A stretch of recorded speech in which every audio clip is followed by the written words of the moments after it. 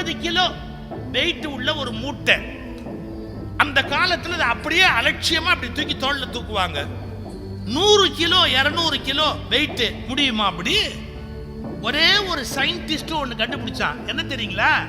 சின்னதா ஒரு சக்கரத்தை கண்டுபிடிச்சான். அந்த சக்கரத்தை அந்த இரும்புக்கு கீழே நீங்க பொருத்திட்டீங்கன்னா அப்படியே நூலை பிடிச்சி இழுத்துட்டு போனா கூட அந்த 1 டன் வெயிட் அப்படியே உங்க கூட வரும். நல்ல கவனிங்க, 1 டன் வெயிட் நகர்த்த முடியாது அப்படிங்கிறது சுமை. அதை 100 கிராம் சக்கரத்தை வச்சு நகர்த்திடலான்னு கண்டுபிடிச்சது, அதை சுகமா ஆக்குனது மனிதனுடைய அறிவு.